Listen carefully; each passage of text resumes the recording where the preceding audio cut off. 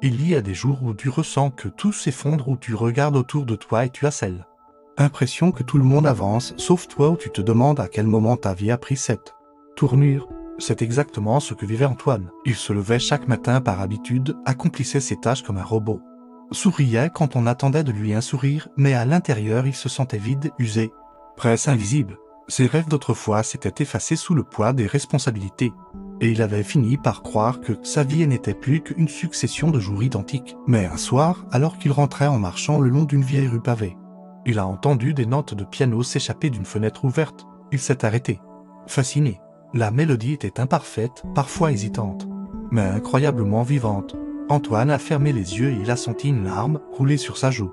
Cela faisait des années qu'il n'avait rien ressenti d'aussi fort. Ce soir-là, en rentrant chez lui, il s'est assis à sa table et a écrit sur une feuille « Je veux revivre ». Ce simple mot a résonné, comme une promesse. Le lendemain, il a pris une décision, faire chaque jour une petite chose pour se reconnecter à lui-même.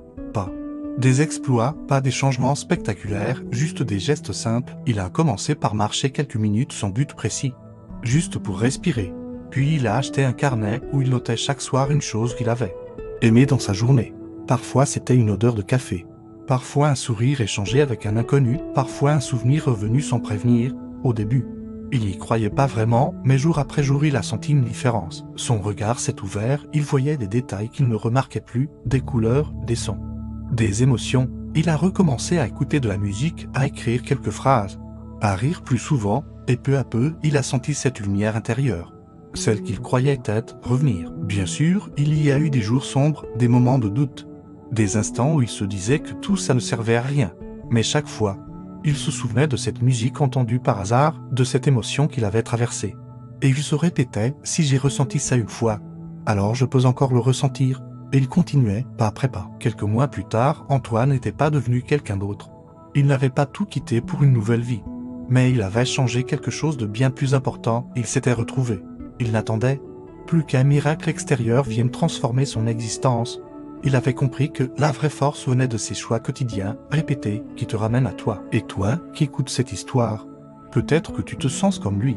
Peut-être que tu crois que tes rêves sont morts, que ta flamme s'est éteinte, que tu es condamné à répéter les mêmes jours encore et encore. Mais laisse-moi te dire une chose. Tu n'es pas fini, tu n'es pas brisé, ta lumière n'est pas éteinte. Elle attend simplement que tu oses souffler dessus pour la rallumer. Tu n'as pas besoin de tout changer aujourd'hui, tu n'as pas besoin d'un plan parfait. Tu as seulement besoin d'un premier pas. Et ce premier pas, aussi petit soit-il, peut être le début de ta renaissance. Alors n'attends plus demain. Parce que ta vie t'appartient maintenant et le monde a encore besoin de voir briller ta lumière.